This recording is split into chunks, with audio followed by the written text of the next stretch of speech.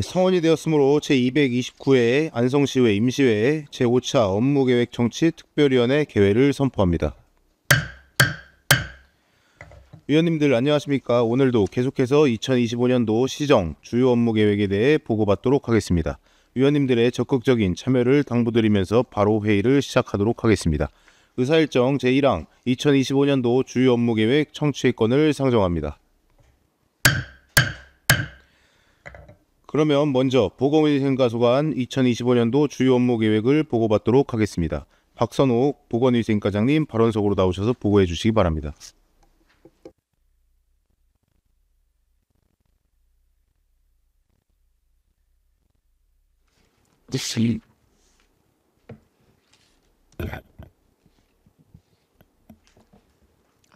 안녕하십니까. 보건위생과장 박선옥입니다.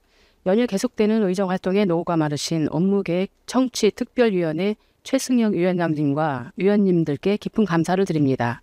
보고에 앞서 배석한 팀장을 소개하겠습니다. 김종영 보건행정팀장입니다. 이애경 감염병 예방팀장입니다. 안성은 감염병 대응팀장입니다. 성영수 의학관리팀장입니다. 이유림 위생관리팀장입니다. 안은주 식품안전팀장입니다. 지금부터 2025년도 보건위생과 주요 업무 추진계획을 보고드리겠습니다. 1쪽 일반 현황 및 2쪽부터 3쪽까지 보건위생과 부서 목표는 보고자료로 대신하겠습니다. 다음 4쪽 신규 사업으로 사전연명의료의향서 등록사업입니다. 의료행위를 받지 않겠다는 의사를 스스로 결정하며 사전에 기록하고 등록하는 사업으로 이미 등록기관으로 지정된 국민건강보험공단 안성지사와 안성시 노인복지관과 연계 협력하여 죽음에 대한 부정적인 인식을 바꾸고 삶의 마지막을 존엄하게 준비할 수 있도록 사전연명의료의향 등록사업을 적극 홍보하여 추진하겠습니다. 다음 5쪽부터 계속사업으로 필수보건의료 인프라 구축입니다. 소아청소년 야간 진료로 소아경증 환자에게 신속한 의료 서비스를 제공하고 시민들이 야간 의약품 구매 편의를 위한 공공심야약국 운영 지원 사업을 사업으로 사업비는 4억 5,142만 4천 원입니다.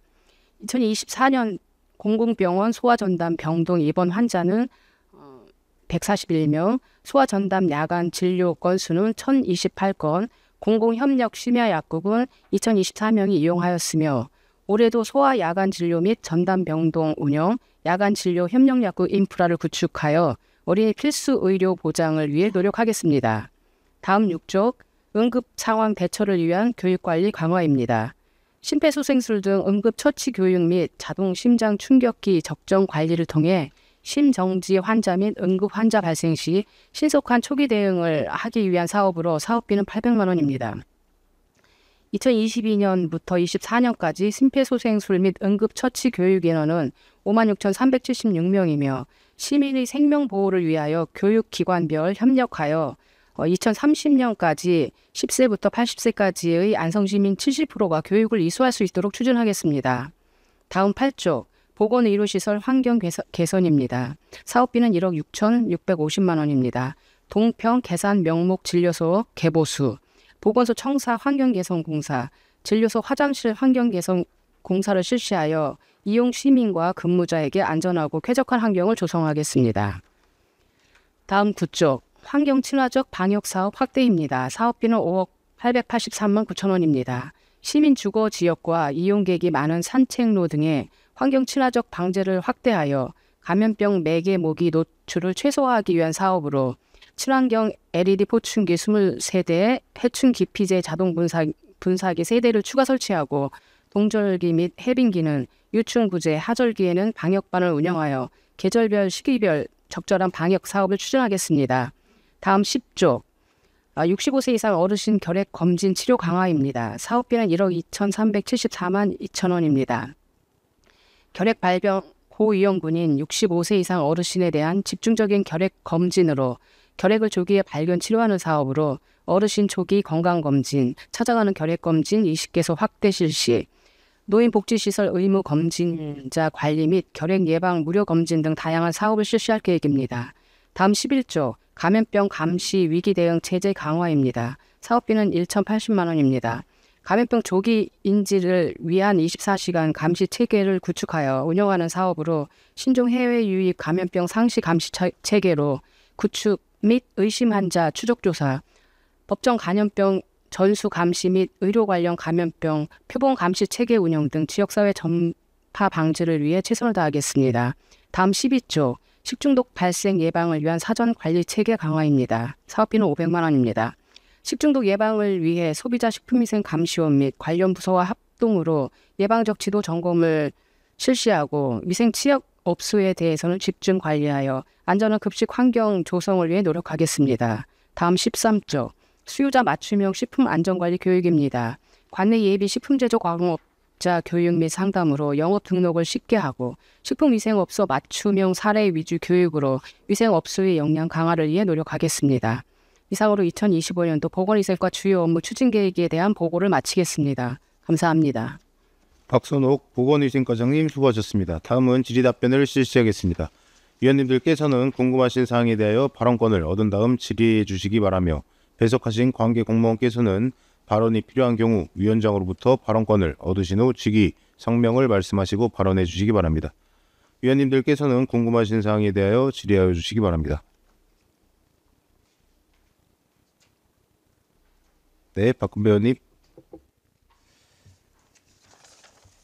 그 보건소 계속 사업 중에 그 신규 사업도 이제 동시에 이제 한 해 이제 계획을 잡고 하시지 않습니까? 그러니까 신규 사업 중에 다음 차년도에 계속 사업으로 전환되는 퍼센트가 몇 프로 됩니까? 그러니까 다 신규 사업에서 다 계속 사업으로 바뀌지 않지 않습니까? 그게 어느 정도로 또는 일몰 사업이 한 해 끝나고 일몰 사업이 되는지 아니면 바로 계속 사업이 되는지 어떻습니까? 신규 사업은 올해 신규 사업은 내년에 일몰 사업 되지는 않고요. 계속해서 유지를 합니다. 그럼 계속 신규 사업은 다 차년도에 다 100%는 올해 신규 사업은 내년도 계속 다른 과에서는 이제 그렇게 안 되는 경우도 간혹 있거든요. 보건소는 다 100% 되신다는 거죠? 지금까지 100%였는지는 제가 예, 알 수는 없지만 해놨습니다. 올해 사업은 올해 지금까지 받으시고 그 필수 보건 의료 인프라 구축에 보시면 그 이용자가 224명인데 그 중에 조제는 이제 20명 밖에란 표현이 맞을지 모르겠지만 보통 이제 구매가 많고 조제가 적거든요. 그거는 그분들의 이제 그 심리가 작용된 겁니까? 조제하더라도 병원에 가서 정상적으로 하겠다는 뜻입니까? 아니면 그런 병이 급하지 않아서 이제 구매만 하는 거예요? 대부분의 의료기관이 6시 반에서 7시 사이에 다 끝나거든요. 그럼 대부분의 의료기관은 바로 밑에 있는 약국에 그 시간까지 다 운영을 하기 때문에 그 이후에 이루어진, 그러니까 안성병원에서 야간 진료할 때 이루어진 뭐 처방전이라든지 그래서 숫자가 적은 걸로 나오는 이유가 그래서 그렇습니다. 시간상으로 이제 굳이 시간상으로 저녁 늦은 시간에는 처방전이 나오는 의료기관이 없기 때문에 네. 그 결핵 검진 그 치료 강화 사업 보시면 그 집단 시설에서 이제 소견자가 꽤 많이 나왔거든요. 그 시설은 혹시 대앱입니까? 네.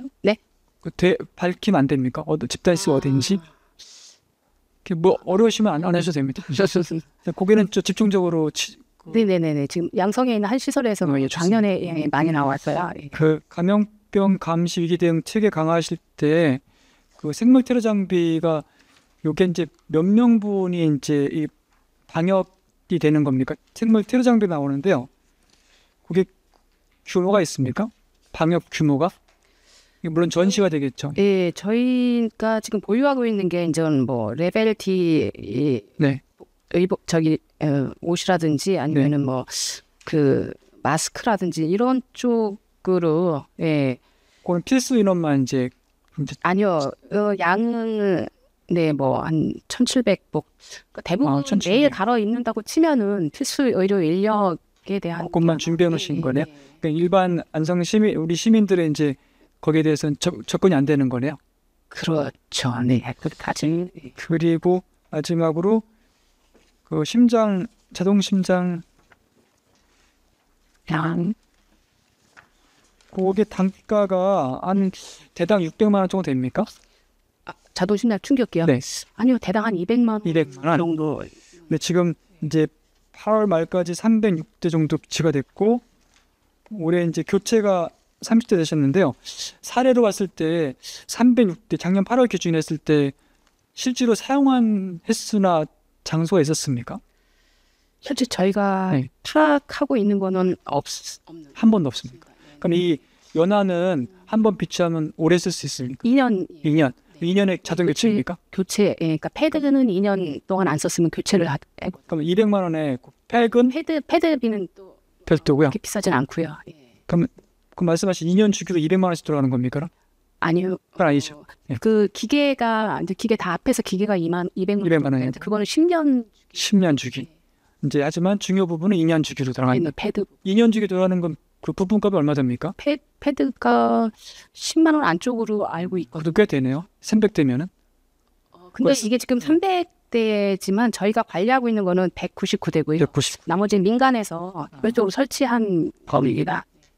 그래도 이제 어차피 그 소비가 안 되고 자연적으로 교체가 되는 거니까 그 비용은 쓰든 안 쓰든 무조건 교체가 되는 겁니다. 알겠습니다. 감사합니다. 이상입니다. 네, 이관실 의원님. 네, 이관실 의원입니다. 두 가지만 좀 여쭙겠습니다. 그 65세 이상 결핵 검진 관련돼 있어서 한번 여쭤보는데요.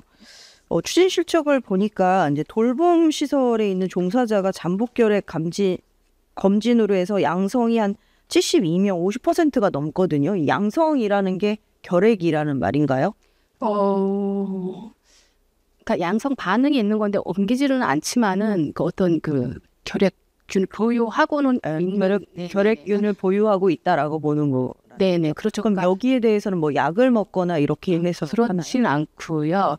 그러니까 전염력은 없고 그분들이 예를 들어서 몸이 안 좋아졌을 때라든지 면역력이 떨어졌을 때는 언제든지 결핵이 생길 수 그 결핵이 생길 수 있다는 보균자를 네네. 말씀하시는 거군요. 그러면 여기서는 전염력은 없는 거고요. 네. 네. 뭐 검사를 추가적인 검사를 하는데 대부분의 분들은 전염력은 없고요. 네.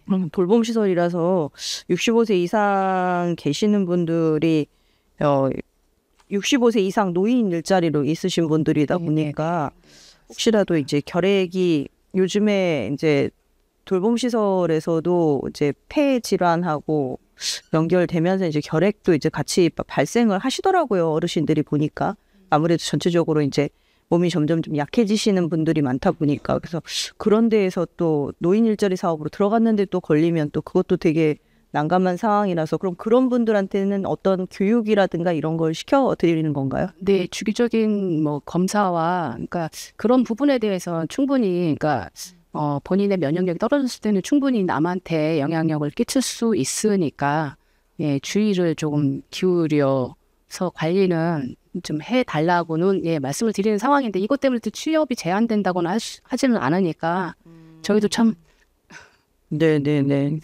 검진 및 치료 관리돼 있길래 잠복 결핵 감염자라고 보는 거잖아요, 그죠? 향후에 그럴 수도 있는 거죠. 네. 알겠습니다. 페이지 12페이지고요. 식중독 예방인데요. 이게 이제 집단 급식도 하고 일반 음식점이라고 나와 있는데 일반 음식점은 대부분 그 단체 급식을 하는 그런 음식점을 말하는 건가요? 지금 식중독이 모든 곳에서 지금 발생을 하고 있어서 여기서 나오는 일반 음식점은 단체 급식도 하는 일반 음식점도 있지만 뭐 배달을 전문으로 하는 일반 음식점이라든지 다 포함된 음식점입니다. 배달까지 다 전부 다 들어가 있다는 말씀이신 거죠? 그럼 이제 여기에 보시면 이제 신학기 학교하고 유치원 합동 점검인데 학교는 그러면 유치원 어린이집도 포함이 되고 대학교도 포함이 되는 건가요?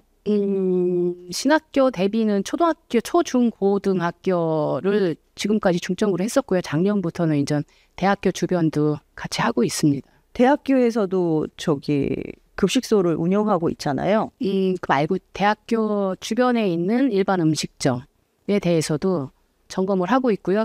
대학교는 별도로 신학기에 집단급식 점검에는 포함은 안 돼 있습니다. 이거 포함시켜야 되는 거 아닌가요? 근데 대학교 같은 경우는 일반 음식점 점검이랑 신학기는 아니지만 1년에 한 번씩은 점검을 받고 있습니다. 저는 하고 들어가 있기는 한다는 거죠. 어린이집은요? 어린이집도 들어가 있습니다. 예. 여긴 따로 이렇게 나와 있지가 않아서. 근데 여기 보시면 기업체 대상 일 50식 이상 배달 음식점도 들어간다고 하셨는데 기업체 대상으로 1일 50식 들어간다는 음식점은 어떻게 확인을 하셔서 리스트를 하는 거죠? 저희가 산업체 주변의 음식점에 대해서 현황 조사를 하고요.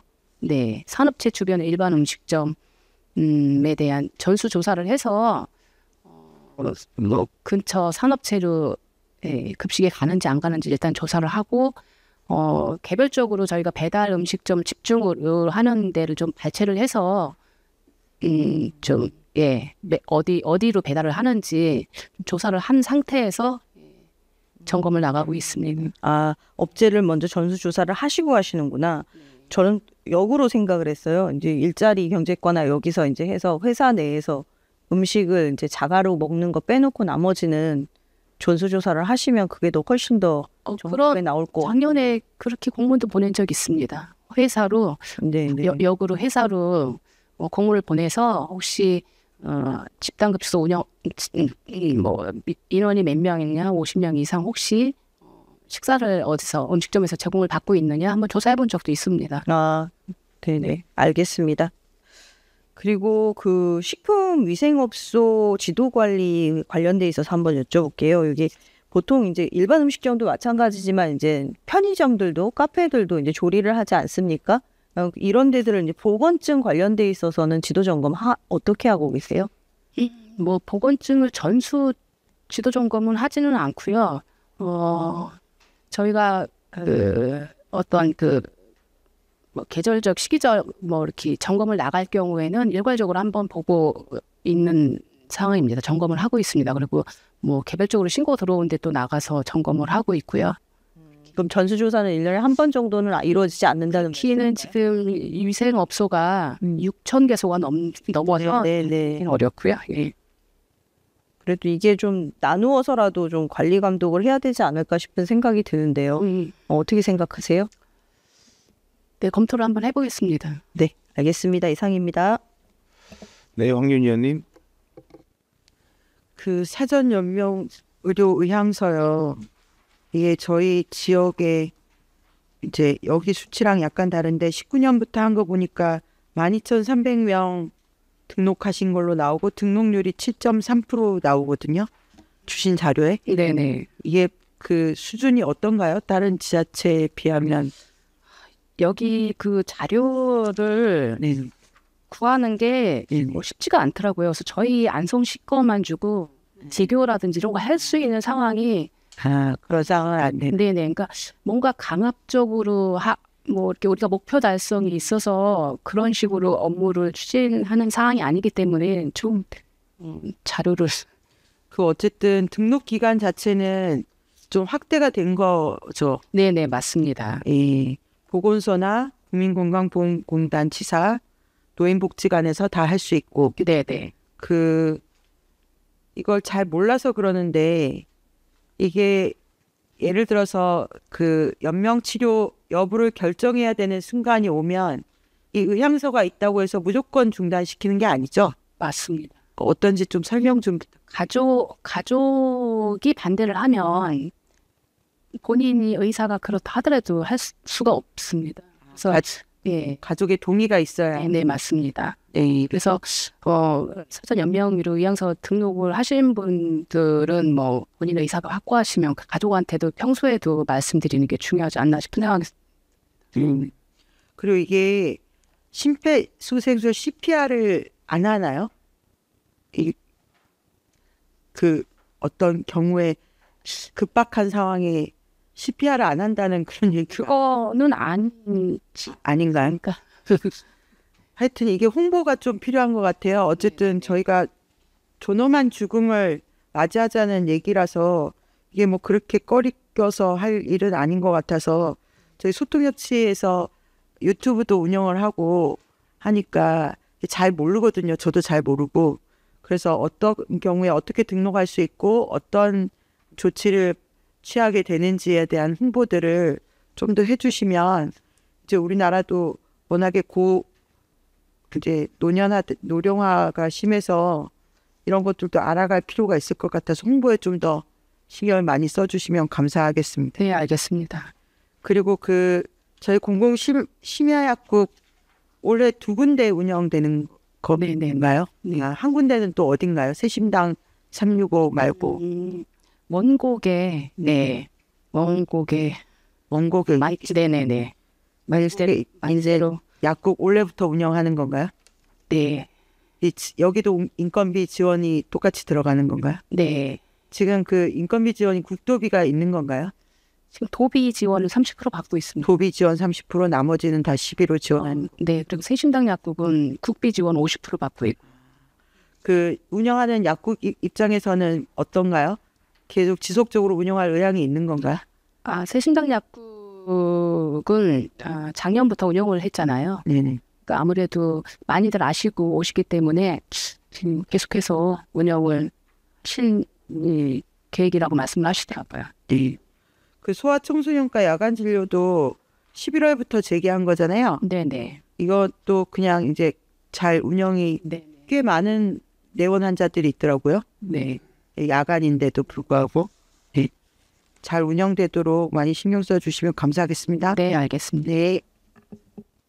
네, 저도 소아청소년과 야간 진료에 대해서 한 말씀 드리겠습니다. 사실 아이가 새벽에 아프는 상황도 충분히 일어날 수 있는 경우 중에 하나인데, 사실 저희가 10시까지 운영하다 보니까 이런 미약한 부분이 좀 생기는 것 같아요. 그래서 이거 좀 시간 좀 늘려달라는 민원이 좀 계속해서 들어오고 있습니다. 실질적으로 저희가 뭐 상황이 어렵다고는 하지만 사실 의사의 좀 적극성이 좀 중요한 일이다 보니까 저희가 강제로 할 수 있는 부분은 아니잖아요. 그래도 저희 안성시에서 조금 더 시간을 늘려서 할 수 있는 방향을 좀 생각해 보면 어떨까 하는데, 과장님 어떻게 생각하세요? 고민하겠습니다. 네, 어쨌든 평택 천안까지 가기 너무 멀어요. 아이가 아픈데 간다면 가지만 아이가 너무 아파서 30분 40분까지 차를 타고 가야 되는 상황이 발생하니까 이런 부분을 조금 최소한 좀 더 줄여주시기 바라겠습니다. 네, 또 다른 질의하실 의원님 계십니까? 더 이상 질의가 없으시므로 보건위생과 소관 주요 업무 계획 보고를 마치겠습니다. 공직자 여러분 수고하셨습니다. 다음은 건강증진과 소관 주요 업무 계획을 보고받도록 하겠습니다. 임용주 건강증진과장님 반원석으로 나오셔서 보고하여 주시기 바랍니다.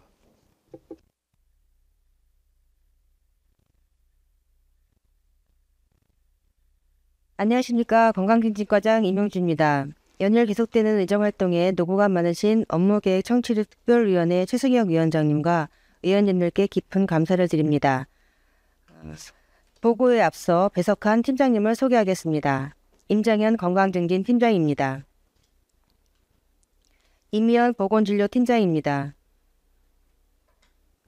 권정아 모자보건 팀장입니다. 정선심 공도건강생활지원센터 팀장입니다. 지금부터 2025년도 건강증진과 주요 업무 신규 사업 1건, 계속사업 7건에 대하여 보고드리겠습니다. 1쪽 1번 현황은 보고자료로 대신하겠습니다. 2쪽부터 3쪽입니다. 건강증진과 목표는 첫째, 주민건강 증진을 위해 건강생활 실천 사업을 확대 추진하고 고혈압, 당뇨, 교육 이수율을 향상시켜 합병증 예방에 도움을 주며 구강 건강을 위한 칫솔즈 실천율을 향상시키는 등 다양한 프로그램을 추진하겠습니다. 둘째, 지역자원 연계 강화로 금연 시도율을 향상시키고 서로 배려하는 포괄적인 금연 환경을 조성하겠습니다.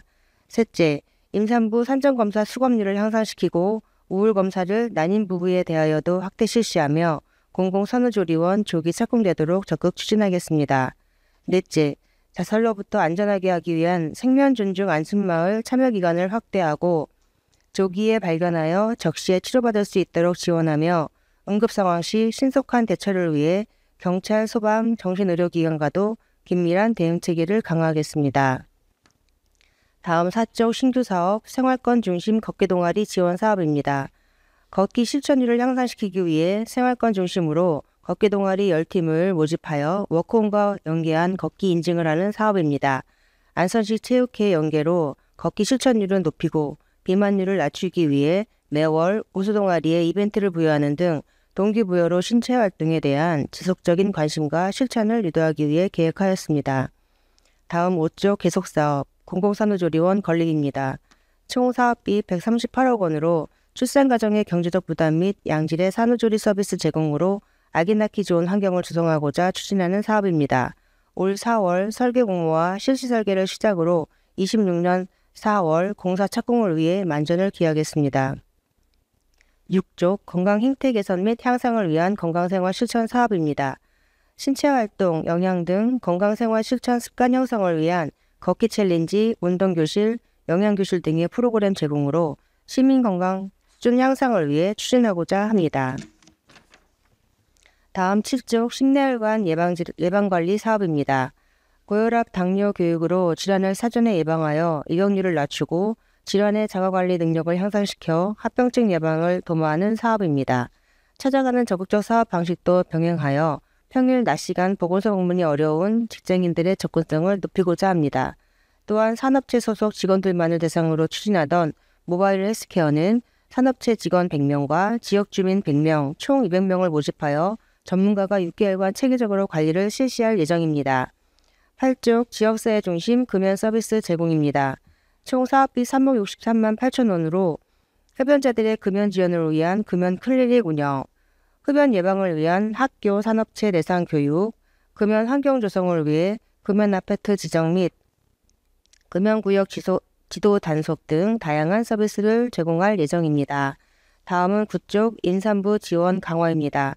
임신 준비부터 출산 후 산후조리까지 모성과 영유아 건강을 위한 지원 사업으로 예비부부와 임산부들의 각종 검사, 난임부부 의료비 지원, 엽산제, 철분제 지급, 출산준비교실 운영, 임산부 교통비 지급, 산모신생아 건강관리 서비스 지원, 산후 우울 검사, 임산부와 영유아의 영양 지원 등 출산 친화적 분위기 조성을 위해 최선을 다하겠습니다.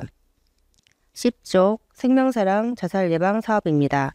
총 사업비 3억 9,348만 4천 원으로 자살 고위험군 등록 및 사례관리를 위한 자살예방센터 운영과 각종 교육 및 캠페인, 생명존중 안심마을 운영을 통해 자살예방 환경을 조성하는 등 자살 사망률 감소를 위해 노력하겠습니다. 11조 예방중심 구강건강관리 사업입니다. 사업비 6,810만 원으로 올바른 구강건강 생활습관을 유도하고 치아 건강의 중요성을 알리고자 아동, 청소년, 임산부, 성인, 노인 등 생애주기별 맞춤형 교육을 확대하여 실시할 계획입니다. 이상으로 2025년도 건강증진과 주요 업무 추진 계획에 대한 보고를 마치겠습니다. 감사합니다. 임용주 건강증진과장님 수고하셨습니다. 다음은 질의답변을 실시하겠습니다. 배석하신 관계 공무원께서는 발언이 필요한 경우 위원장으로부터 발언권을 얻으신 후 직위, 성명을 말씀하시고 발언해 주시기 바랍니다. 위원님들께서는 궁금하신 사항에 대하여 질의해 주시기 바랍니다. 이관실 의원님. 네, 이관실 의원입니다. 공공산후조리원 관련돼 있어서 좀 말씀드리겠습니다. 네. 공공산후조리원이 이제 저희가 일전에 건립하려고 했었던 부지가 변경이 됐잖아요. 네. 네. 지금 어떤 상황인 건가요? 지금 일단 옥산동 424-3번지로 지금 부지 확정이 돼 있고요. 지금 저희가 사전 검토를 GH에다가 보내가지고 지금 현재 검토 의견이 지금 내려온 상태입니다. 그래서 그걸 토대로 해서 심의를 3월달에 지금 심의를 할 계획입니다. 그 사전 검토서는 내려왔고 그런 문제는 없는 건가요? 크게 문제는 없고 거기에서 지금 저희한테 검토 내용이 온 게 지금 저희가 그 전에 있던 부지는 단층에 다 사무실이든 신생아실이든 다 할 수가 있었는데 지금은 부지가 건폐율이 낮다 보니까 4층까지 지금 되고 있잖아요. 그래서 그 4층에 대해서 신생아실, 산모실, 프로그램실 이런 것들이 있으니까 지하에 같은 경우에 썬큰을 좀 조성을 해라 이렇게 좀 제안이 내려왔고요. 지하에 지하에 프로그램실이 좀 들어갈 거거든요. 좁다가 보니까 네. 거기에 그 채광이 잘 되는 선큰 그거는 설치를 했으면 좋겠다라는 그런 의견이 주셨고, 그리고 이제 거기에 국유지 쪽을 들어가서 그 국유지를 또 저희가 주차장으로 또 할 거거든요. 그에 대한 이용 지침과 그리고 그 옆으로 나갈 수 있는, 추가적으로 나갈 수 있는 출입구 그거를 좀 했으면 좋겠다라는 그런 의견도 있었고, 그리고 지금 보호자들도 오고 그다음에 산모들은 굉장히 그 감염에 취약해 있기 때문에 그거에 대한 구역도 설치 좀 했으면 좋겠다라는 그런 내용도 지금 내려와 있습니다. 네. 지금 여기에 17병상이 산모실로 얘기를 해야 되죠. 이 17실 정도 생각을 하시는 거고. 17실에서 16실 정도. 16실 정도. 그러면 이게 이제 보통 2층, 3층, 4층 이렇게 들어가게 되는데 사무실이 2층, 3층, 4층. 1층은 신생아실. 1층은 신생아실. 네, 알겠습니다. 요거하고 관련돼 있어서 한번 그 안성시에는 분만되는 산부인과가 없잖아요. 네. 그래서 지금 안성시에서도 계속해서 분만 산부인과를 열어야 된다라고 얘기를 하고 있는 상황인데 그 지금까지 해왔던 진행 사항에 대해서 좀 설명 좀 해주시겠어요? 지금 진행되는 거는 저희 경기도 의료 안성병원에 산부인과가 있기 때문에 일단 산과는 없잖아요. 부인과는 있지만. 그래서 산과를 운영하는 방법으로 이야기가 지금 되고 있는데, 방법은 이제 의사를 채용하거나 직원을 채용하기에는 좀 약간의 경제적인 거 우리도 있고 해서 방법을 낮에는 산과를 운영을 하고 그 이후에 그 시간은 그 저희가 지금 민간인 그 응급차를 대기하고 있거든요. 그걸 지원해주고 있는데 그 응급 6시 이후에 발생되는 산모에 대해서는 다른 병원으로 가게 하는 그런 방법이 어떨까라는 지금 그렇게까지 지금 진행이 되고 있습니다. 그럼 낮에는 지금 안성병원에서 그럼 아이를 출산할 수는 있는 건가요? 아직은 안 됩니다. 만약에 산과가 생긴다라고 하면 아까 부인과는 여러 가지 요건을 갖춘 다음에 하는 건데 네. 아직 그건 결정이 안 됐습니다.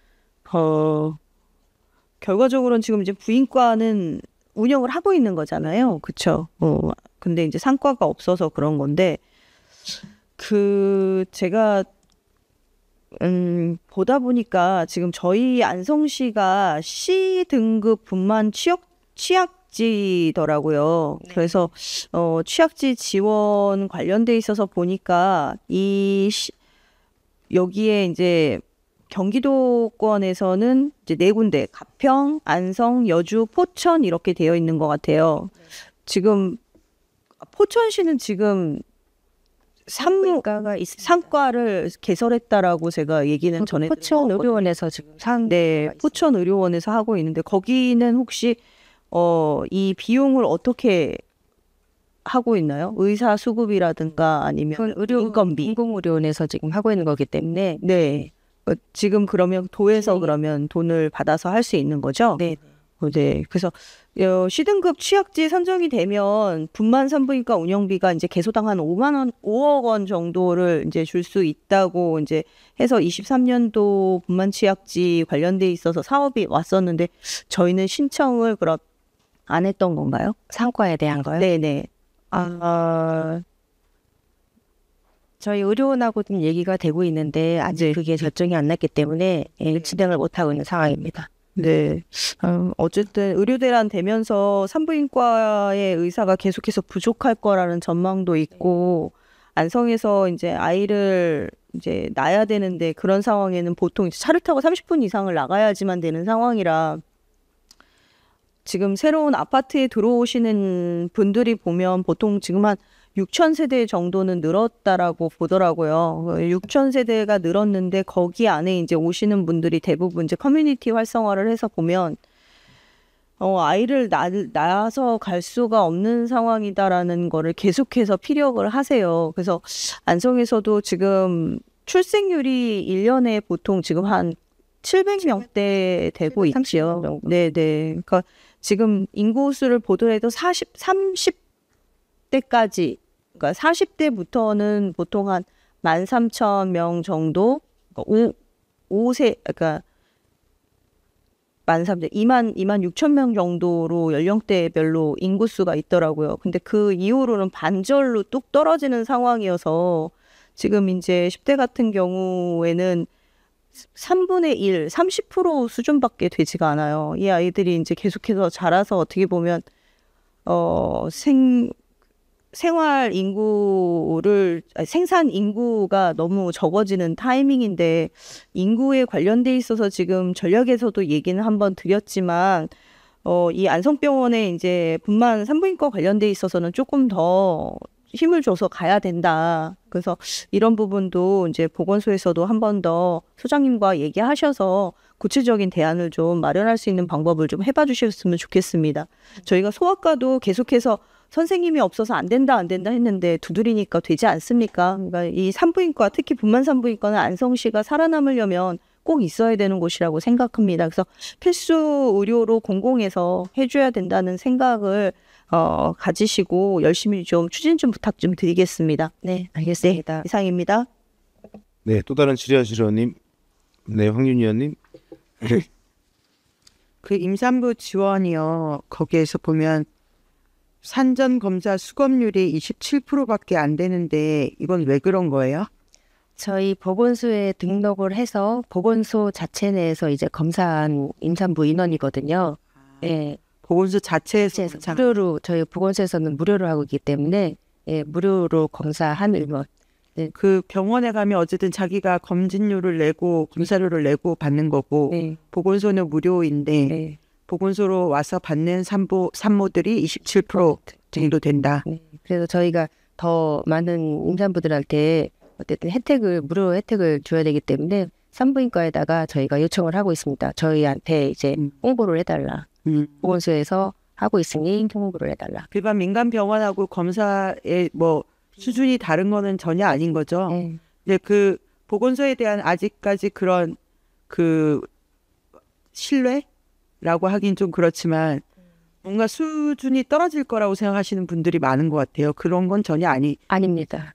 똑같은 검사를 하시는 거죠. 네, 맞습니다. 그 홍보를 좀 더 많이 하셔서 이것도 비용이 병원 가면 한두 푼이 어느 정도 드는 건가요? 제가 잘 모르겠습니다. 그 얼마나 왔는지 모르겠고. 어쨌든 홍보를 많이 하셔서 네, 저희는 무료이기 때문에 일단 임산부들한테 많이 홍보를 하고 있습니다. 네네 알겠습니다. 그리고 그 임신 출산 지원이 있는데요. 엽산제, 철분제, 산전 검사 지원 이런 거 유축기 대여 이런 것들이 있는데 이것도 다 무료로 신청만 하면 받아가는 건가요? 네. 길쭉기는 보건소에서도 대여를 하고 있고요. 공도 네. 건강생활지원센터에서도 무료로 대여. 공도 건강지원센터에서도 하고 네. 이거 엽산제, 철분제나 유축기는 모든 산모에게 필요한 건가요? 이제 출산하면은 유축기는 필요한 거고 이제 엽산제나 철분제 같은 경우도 임신 수유기 때 먹으면은 건강에 좋고요. 엽산제 같은 경우는 기형아 예방하기 위해서 미리 먹는 겁니다. 그 대부분의 산모가 먹나요? 다 드시죠. 거의 다 드시나요? 저희한테 오시면은 거의 다 제공을 하고 있습니다. 알겠습니다. 그리고 그 공공산후조리원이요. 그 지금 이게 지도인데요. 지금 산후조리원 위치가 여기거든요. 네.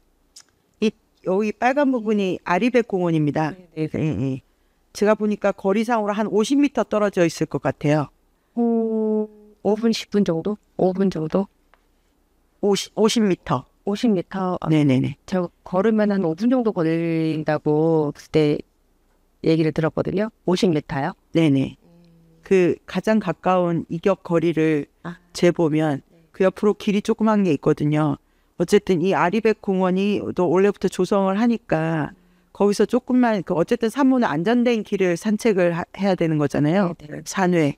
그 50m 연결 방안 같은 거를 산림녹지과랑 한번 이야기했었습니다. 네, 얘기해 보시면 감사하겠습니다. 네. 네.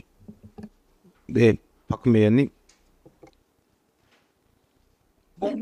공공산후조리원 아까 과장님 말씀하셨는데 불가피하게 이제 건폐율이 이제 부족하다 보니까 4층으로 이제 올라가다 보니까 이제 3모 2, 3, 4층 이제 아이들은 이제 1층.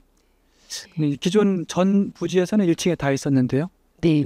그렇다면 이제 건물이 높다 보면은 이제 그 대피로가 문제가 될 텐데 지금 화재 발생했을 때 엘리베이터는 어차피 이용 못하지 않습니까? 그럼 산모들은 어떻게 대피합니까? 일단 추가적으로 계단은 다 설치를 할 겁니다. 네. 계단.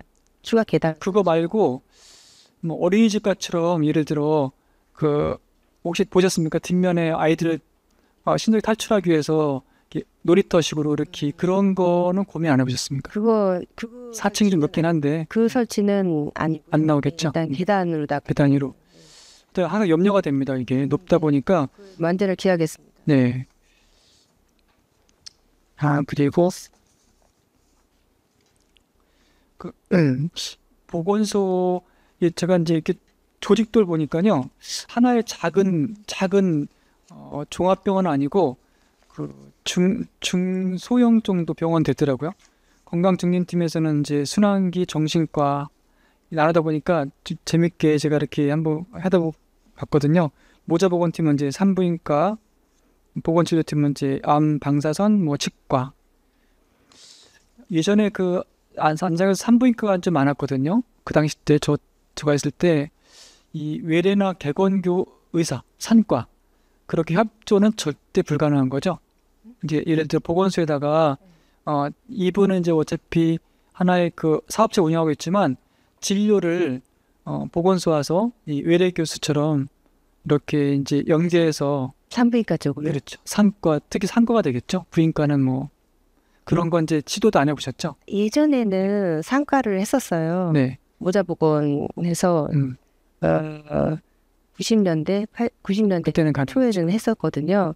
근데 지금은 아무래도 그 기계적인 거, 그다음에 전문가 이런 거 문제 때문에 상가는 보건소에서는 어렵습니다. 네.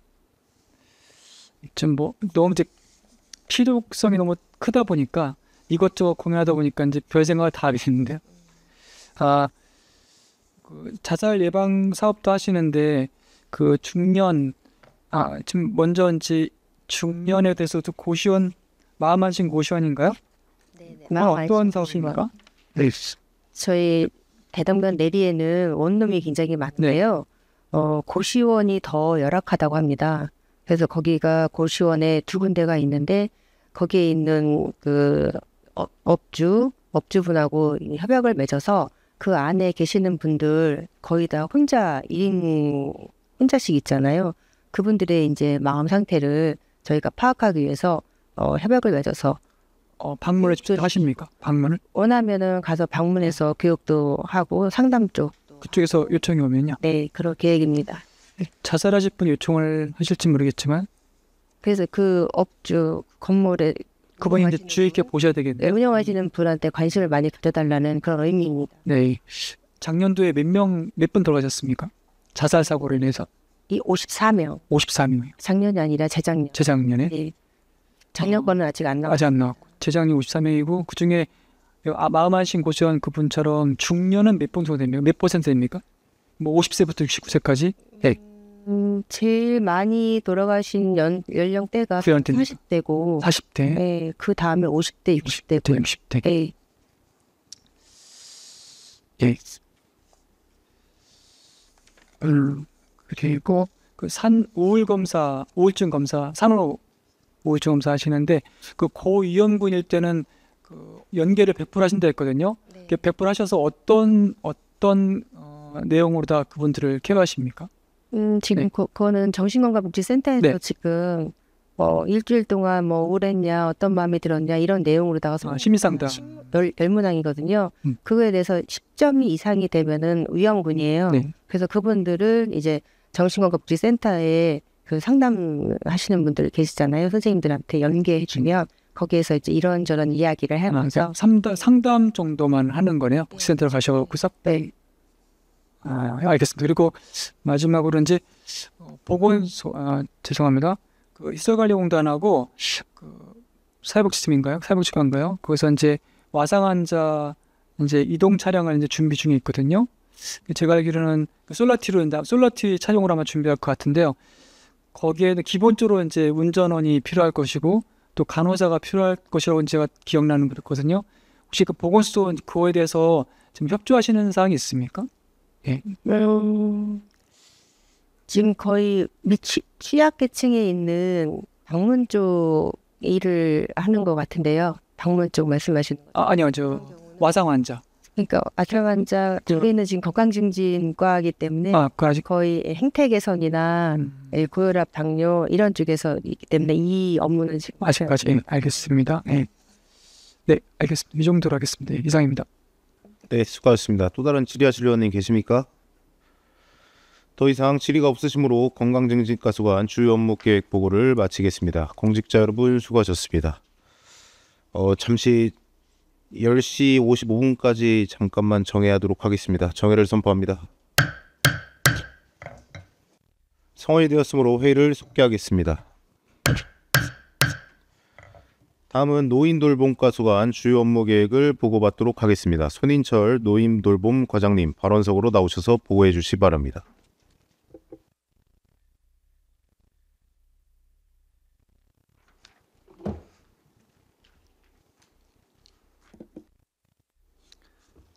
네, 노인돌봄과장 손인철입니다. 계속되는 의정활동에 노고가 많으신 업무계 정치특별위원회 최승혁 위원장님을 비롯한 위원님들께 깊은 감사를 드립니다. 노인돌봄과 주요 업무 추진계획 설명에 앞서 배석한 팀장님을 소개하겠습니다.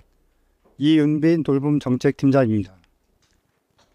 김한경 노인복지팀장입니다. 민선희 노인시설관리팀장입니다. 박은혜 치매관리팀장입니다. 네, 지금부터 25년도 노인돌봄과 주요 업무 추진계획을 보고드리겠습니다. 1쪽 일반 현황 및 2쪽에서 3쪽 노인돌봄과 부서 목표는 보고 자료로 대신하겠습니다. 다음 4쪽은 신규 사업으로 의료돌봄 통합지원 시범사업 추진입니다. 75세 이상 요양병원 등 입원 경계 선상에 있는 어르신 300명을 대상으로 서비스 제공기관과 협력체계를 구축하여 의료돌봄 통합지원 제과 서비스를 제공하는 사업으로 총 사업비는 2천만 원이 되겠습니다. 추진 절차는 대상자를 발굴하여 피로도 조사와 통합지원 계획을 수립하고 통합지원 회의를 통하여 서비스를 결정, 제공, 모니터링 순으로 이루어집니다. 앞으로도 의료 건강관리 돌봄 서비스를 통해 살던 곳에서 건강하게 노후 생활을 누릴 수 있는 보편적인 의료 돌봄 통합 지원 체계 마련을 위하여 노력하겠습니다. 다음 5쪽 찾아가는 인지활동 프로그램 지원 사업입니다. 치매 고위험군 50명이 대상자 가정에 전문 강사가 방문하여 맞춤형 인지활동 프로그램을 제공하는 사업으로 총 사업비는 1,500만 원이 되겠습니다. 안성시와 한경국립대학교의 업무 협약으로 우수 강사 추천을 받아 직무교육 실시 후 12회기에 걸쳐 인지활동 프로그램을 진행하고 성과평가가 이루어집니다. 지역 자원을 활용한 치매 고위험군의 인지기능 유지 및 개선을 위하여 최선을 다하겠습니다. 다음 6쪽은 계속사업으로 취약계층 방문 및 재활 건강관리 사업입니다. 경제적 건강 취약가구, 독거노인, 등록장애인 등을 대상으로 8명의 전담 인력이 대상자 군별 맞춤형 건강관리 서비스를 제공하고 보건소 내외 통합 서비스를 연계하는 사업으로 총 사업비는 5억 645만 3천 원이 되겠습니다. 계절별 건강관리, 만성질환 예방 및 관리, 서비스 제공과 장기유형 재택의료센터, 시설관리공단 등의 지역사회 연계로 취약계층의 건강 수준 향상에 힘쓰겠습니다. 다음 7쪽 AI IoT 기반 스마트 돌봄 사업입니다. 65세 이상 독거노인 및 건강 취약계층에게 AI 스피커, 스마트 밴드, AI 로봇, 응급안전안심 장비 등을 제공하는 사업으로 총 사업비는 5억 4,130만 9천 원이 되겠습니다.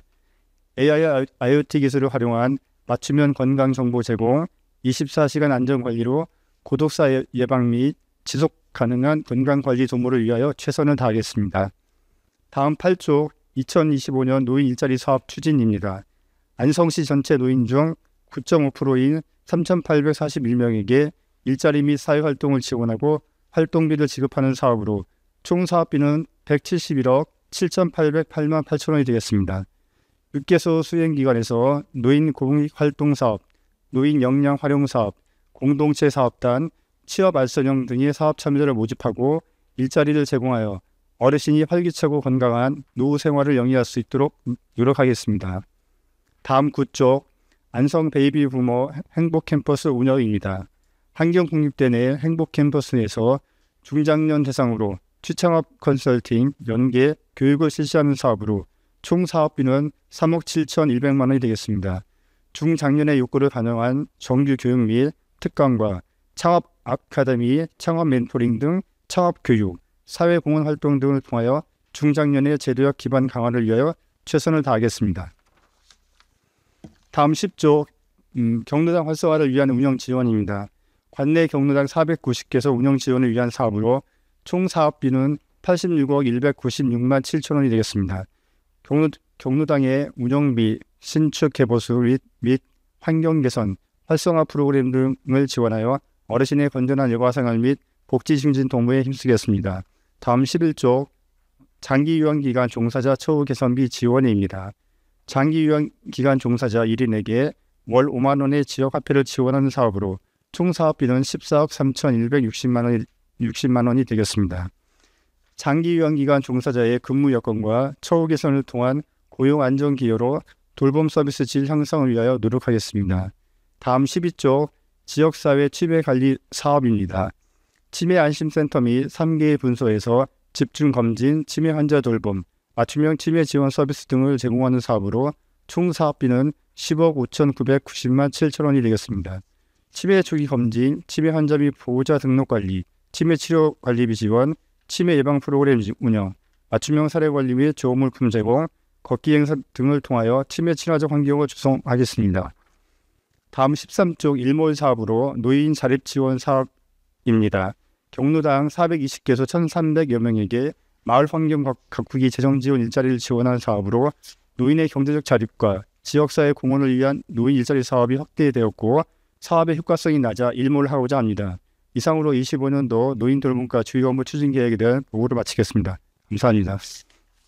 손인철 노인돌봄과장님 수고하셨습니다. 다음은 질의답변을 실시하겠습니다. 배석하신 관계 공무원께서는 발언이 필요한 경우 위원장으로부터 발언권을 얻으신 후 직위, 성명을 말씀하시고 발언해 주시기 바랍니다. 위원님들께서는 궁금하신 사항에 대하여 질의해 주시기 바랍니다. 박건배 의원님. 환자 등록률이 51.1%인데요. 그 돈의 사위라고 통계가 나왔거든요. 이게 이제 사위가 어떤 내용입니까? 3페이지 보시면. 네.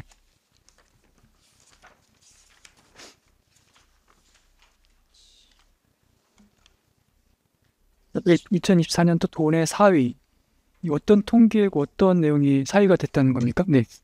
위원장님. 네, 말씀하세요. 네, 치매관리팀장 박은혜입니다.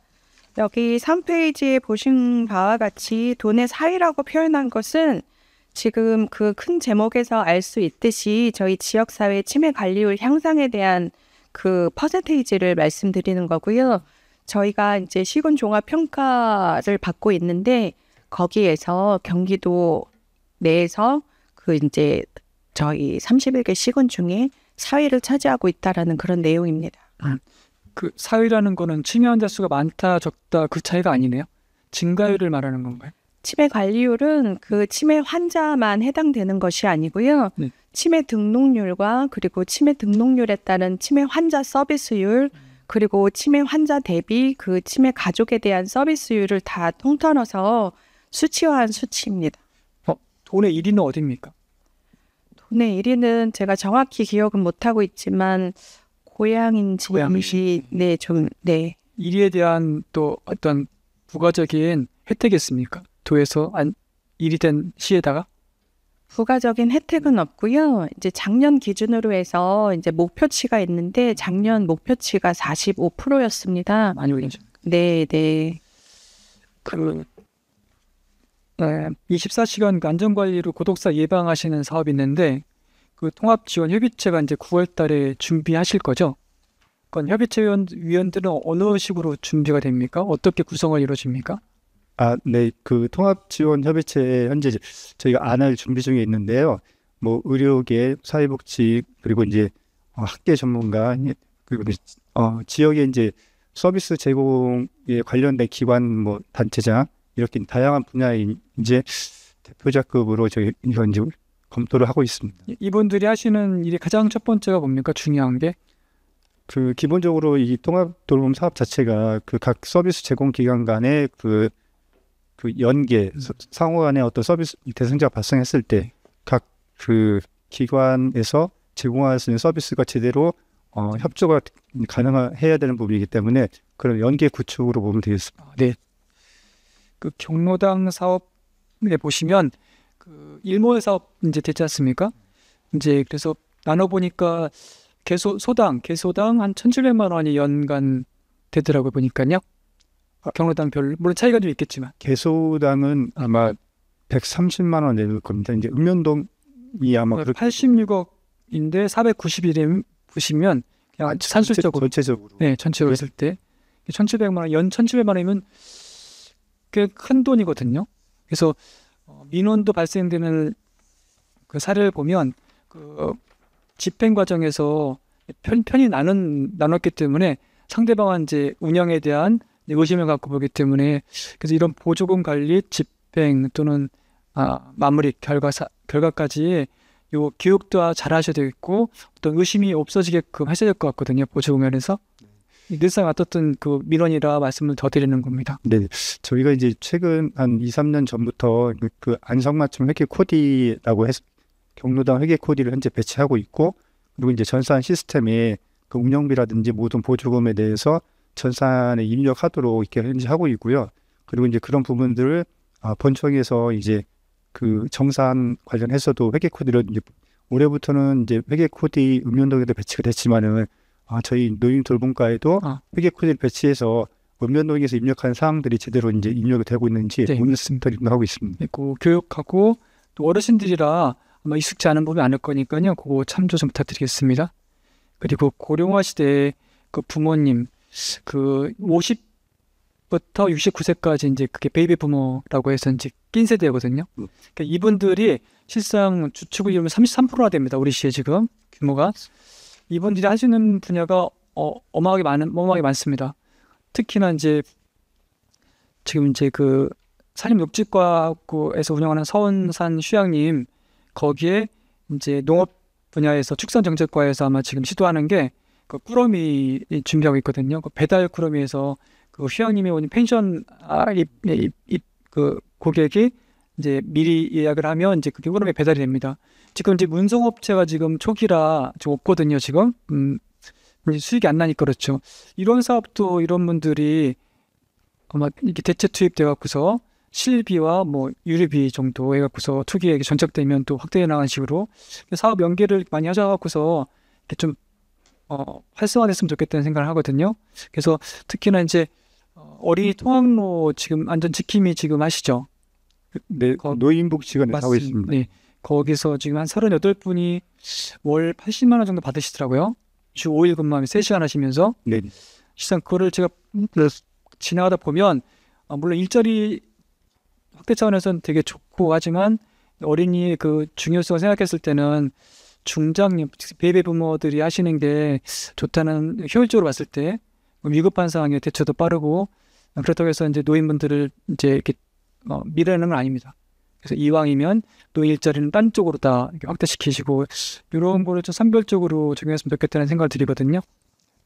네, 알겠습니다. 네, 그리고 응급호출 병원 이송 49분 계신데 이게 이제 AI, IoT라는 거를 통해서 긴급하게 호출돼서 이송이 된 건지 아니면 다른 통신 수단에서 이동이 된 건지 궁금합니다.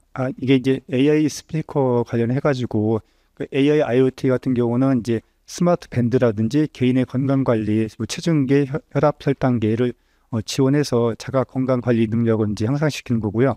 지금 AI 스피커 같은 경우는 독거노인 가정에 스피커를 설치해서 그분들이 어떤 응급 상황 발생했을 때 스피커를 통해서 얘기를 하게 되면은 그 부분이 119나 관제실로 연기가 돼서 이렇게 이제 119가 출동을 하고 이런 상황들이 있습니다. 그럼 그런 스피커를 통해서 이송된 결과가 있습니까? 예, 재작년도나 작년 안 나왔죠 아직요. 결과 나왔습니까? 지금 이제 네. 저희가 그 응급안전 안심 서비스라고 노인복지관에서 하는 사업 사업도 이제 장비를 설치한 거고 AI 스피커도 마찬가지로 이제 장비를 설치한 케이스거든요.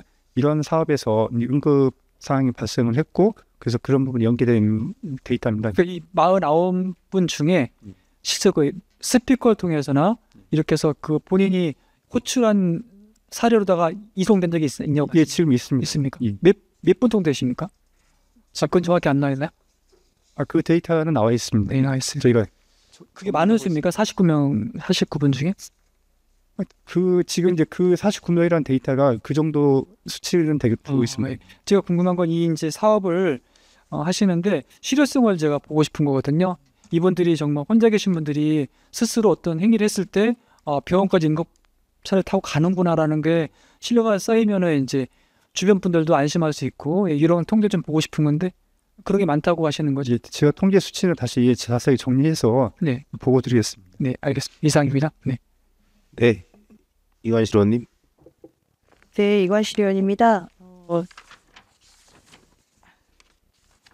두 가지만 여쭙겠습니다. 노인 일자리 사업하고요. 베이비 부모 행복 캠퍼스 관련인데요. 지금 노인 일자리 참여 보니까 취업 알선형이 있는데 이게 한 사업의 비율이 한 3%가 되는 것 같아요. 이 취업 알선형으로 들어가는 그 사업장이라고 표현해야 될까요? 사업장은 한 몇 개소 정도가 저희가 이렇게 들어가. 이거는 저희가 이제 개별 이제 사업장에서 이제 그 일자리 사업 수행 기간에 이제 인력을 요청을 하게 되면 저희가 연결시켜 주는 케이스입니다. 그러면 그 사업체에서 노인 일자리 센터로 그러면 요청이 들어와야 가는 건 네네 말씀인가요? 그러면 우리 이 노인 일자리 사업에서는 그러면 사업체 발굴을 어떻게 하나요? 발굴은 자의적으로 하지는 않는 건가요? 저희가 이제 그 기업체 상대로 홍보는 이제 해당 수행 기관에서 이렇게 이제 인력을 확보하고 있다라고 홍보를 하는 걸로 알고 있습니다. 홍보를 하는데 어쨌든 그 사업체에서는 보내달라 거기에서 응답이 오는 거는 한 몇 개 정도 된다고 볼까요? 그건 담당 팀장님 얘기해 주셔도 될까요? 네, 말씀하세요. 노인복지팀장 김한경입니다. 아직 그 구체적인 수는 없어서 별도로 기존의 인력소처럼 노인 일자리 수행 기간에 취업 알선형 사업을 위탁해서 운영하는 거고요. 그 구체적 사업량은 추후 파악해서 보고 드리겠습니다. 네, 지금 보니까 여기 노인 공익 활동 사업이 주를 이루고 있는 것 같아요. 안성시에서 하고 있는 사업들을. 근데 이것도 중요한데 이제 이 노인 일자리 사업하고 그 안성 베이비부머 행복 캠퍼스 운영하는 그 대상이 연령층이 비슷한 거죠. 지금 이제 베이비 부모 행복 캠퍼스는 원래 이제 도조례에 의해서 사업이 추진됐던 상황이거든요. 그 도에서는 지금 연령을 계속 이제 낮추고 있는데 경기도 조례 현재 40세부터 69세로 이제 하고 있고 이제 우리 시 같은 경우는 이제 50세부터 이렇게 이제 약간 이제 연령 차이는 있습니다. 그러니까 이제 지금 베이비붐 행복 캠퍼스는 참여 연령대가 50대 후반, 중반 뭐 이 정도가 이제 주로 이루고 있고, 네. 그다음에 이제 노인 일자리 같은 경우는 아무리 젊어도 60세 이상 이제 사회 서비스형 같은 경우에 60세 이상 일부 참여가 가능하기 때문에 60세 이상 이렇게 이제 약간의 이제 차이는 있습니다. 네. 일단은 일반적인 사업체에서 노인 일자리로 우리 하겠습니다라고 했을 때 어떤 혜택이 있나요? 사업체에 대한 혜택은 별도로 없습니다. 그렇죠. 그러니까 어떤 혜택이 좀 있어야 될 것 같아요. 이게 노인 일자리가 매번 정해져 있고 노인 인구 수는 계속 늘어나고 노인분들 중에서도 전문적인 지식을 가지고 계신 분들이 분명히 있다. 그분들을 어떻게 활용할 건지에 대한 부분도 지자체에서 생각을 해봐야 된다라고 생각을 해요. 더더군다나 이제 안성시 같은 경우는 가장 큰 문제가 뭐냐면 인력풀이 충분하지가 않다는 겁니다. 항상 인구수가 작기 때문에. 그럼 이걸 어떻게 해결할 것인가? 그러면 여기서 보시는 안성 베이비부머 행복 캠퍼스처럼 이런 과정들을 거쳐서 전문화 과정을 거치고 그러면 평생교육원에서 또 그 부분도 같이 해서 이제 일자리를 계속해서 만들어 나가는데 양질의 교육을 이미 받아 있는 사람들을 활용할 수 있는 거를 그걸 못하고 실제적으로 자기가 맞지도 않는 게 일반 일자리로 들어간다라는 건 굉장히 안성시로 봤을 때는 인력 낭비인 것 같습니다. 그래서 그런 부분을 한번 어떤 사업을 하는 게 좋은지 어떻게 연결하면 좋은지 연결에 대해서 한번 좀 생각해 봐 주시고요. 네. 베이비부머 행복 캠퍼스 같은 경우는 제가 보니까 이게 안성 베이비부머 행복 캠퍼스에서 아까 저기 과장님께서 말씀하신 것처럼 40세에서 64세 85년생에서 61년생까지 이제 가능하고 55년부터 60년생 출생자까지도 가능하다라고 나와 있더라고요. 그래서 여기에 이제 교육 과정을 쭉 다 보니까 이제 교육은 하는데 이 교육한 사람들이 과연 일자리로 얼마나 들어갈 수 있을까라는 부분에 대해서도 혹시 생각을 해보셨습니까? 저희가 그 실적을 보니까 이제 전년도에 42명, 이제 23년도에 12명. 취청업이라든지 이런 부분들이 사실 그 수료하신 인원에 비해서 많지는 않은 걸로 알고 있습니다. 네. 저희가 이제 그 캠퍼스 쪽에 확인을 그때 해보니까 이 행복 캠퍼스에 참여하신 분들의 성향이라든지 그 경제적 수준, 학력 이런 걸 봤을 때 이분들이 행복 캠퍼스에 나와서 교육 과정을 이제 다니는 이유가 그 취업을 목적으로 하시는 분도 있지만 그렇지 않고 어떤 중장년 이후에 어떤 자기가 어떻게 이제 살아야 될지 이런 부분에 고민하시는 분도 많이 있더라고요. 그래서 저희가 이제 지금 이렇게 교육을 받으시는 분 대상으로 이제 관내 업체하고 이제 홍보를 통해서 이제 취업을 알선해주고 있는 부분도 있고, 그리고 저희 자체적으로 지금 찾아가는 인재활동 프로그램이나 경로당 활성화 사업 이런 쪽에도 이 교육 과정을 마치고 민간 자격증을 취득하시는 분들이 이렇게 자연스럽게 그 일자리와 연계될 수 있도록 저희 자체 내에서도 이제 소화를 하는 부분도 있습니다. 앞으로 그런 부분들은 확대를 할 예정입니다. 네. 일단 배운다라는 거는 여가 생활을 하시는 것도 좋지만 그걸 이용해서 경제적인 활동을 또 하고 싶다는 게 사실은 노인분들이 지금 가지고 있는 가장 큰 그 욕구거든요. 근데 그 욕구를 스스로 찾을 수가 없다면 지자체에서 이런 부분들을 어떻게 하면 활용할 수 있을지 얘기를 좀 한번 해봐 주시고요.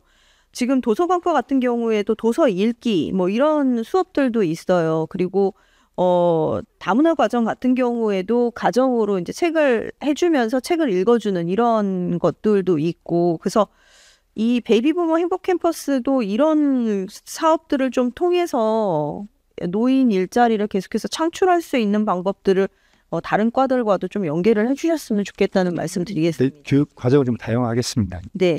그리고 페이지 4페이지인데요. 의료 돌봄 통합 지원 시범 사업이 있습니다.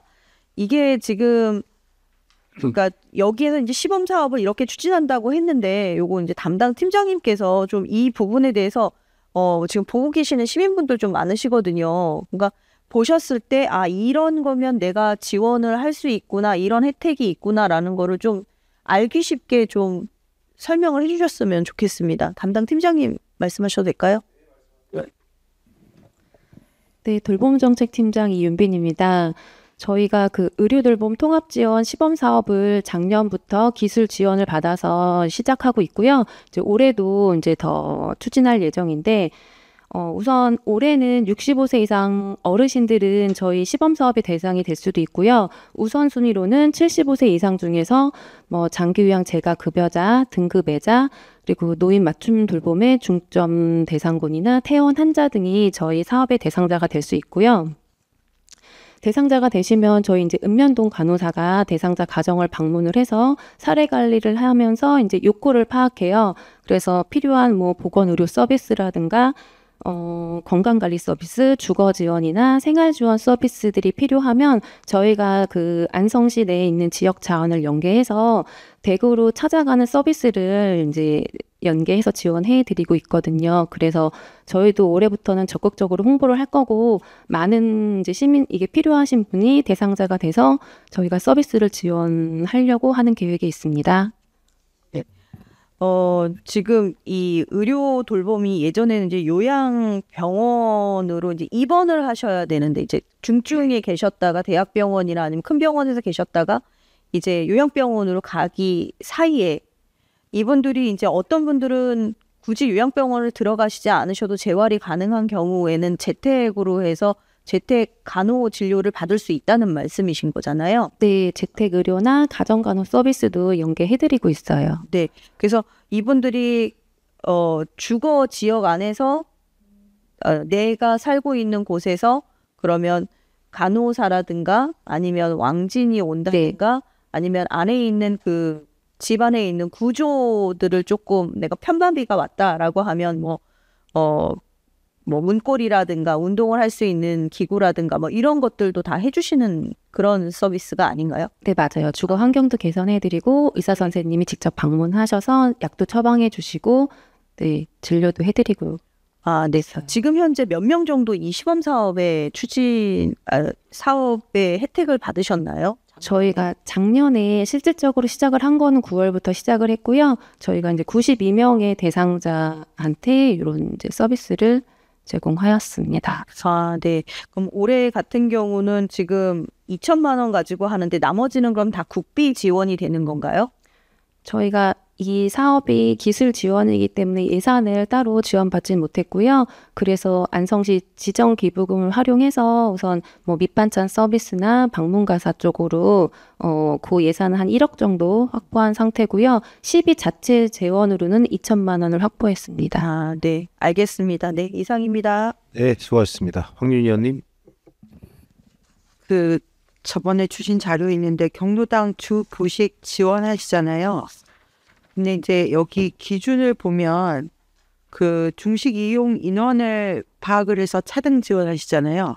네, 맞습니다. 이 중식 이용 인원은 어떻게 파악하시는 거예요?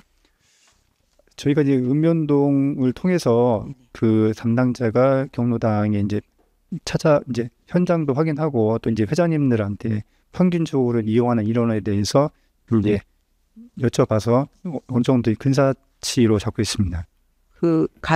직접 여쭤봐서 이렇게 대충 저기를 하는 거네요. 그렇죠. 왜냐면 이제 워낙에 경로당의 식사 인원이 뭐 농번기라든지 농한기 여러 가지 편차가 많기 때문에 저희가 가능하면 이제 농한기 때 가장 많이 식사를 하기 때문에 농한기 때 기준으로 해서 평균 인원을 잡고 있습니다. 매년 그럼 또 이게 인원이 바뀔 수도 있잖아요. 혹시 매년 조사하시나요? 저희가 지금 지원 기준은 계속 조정을 하고 있습니다. 지금. 아, 조정하고 계시나요? 근데 이제 제가 지금 보니까 그 부식 지원하고 양곡 지원이 기준이 다르더라고요. 10인 미만 부식 같은 거 로컬푸드 부식 지원 사업은 10인, 20인, 30인 이렇게 나가는데 양곡비는 15인, 20인, 30인 이렇게 나가서 네, 저희가 그 기준을 이렇게 마련하다 보니까 이 부분을 그 일정 부분 식사 인원이라든지 지원 기준을 통일할 필요성이 있다라고 해서 저희가 지금 한 가지 기준으로 지금 잡고 이제 검토를 해서 진행할 예정. 네, 기준은 맞추는 게 맞을 것 맞습니다. 같고요. 그 이제 보기면 기자마을 같은 경우에 이게 모자란다 하시는 거예요. 그래서 보니까 30인 이상은 아예 나누지를 않고 똑같이 주시는 거잖아요. 네, 맞습니다. 현재 기준은 그렇게 되어 있습니다. 혹시나 이제 이게 30인 이상이 돼서 뭐 40인, 50인이 될 수도 있는 경우가 있으니까 그런 부분도 잘 살펴서 네, 기준을 저희가 더 좀 세분화하고 그 이상 기준을 이제 마련하고 있습니다. 네네, 그런 민원이 있으셔서 만약에 좀 인원이 정말 과다하게 많다 그러면 좀 더 지원해 주시면 감사하겠습니다. 네, 그리고 이제 제가 여쭈고 싶은 게 저희가 어쨌든 노인 돌봄과는 뭐 노인 일자리나 노인 의료 지원, 돌봄 지원 이런 것들을 하는 건데 저희 안성시에 혹시 노인 빈곤율이라는 데이터가 나와 있습니까? 자체적으로 조사를 한 건 없는 걸로 알고 있습니다.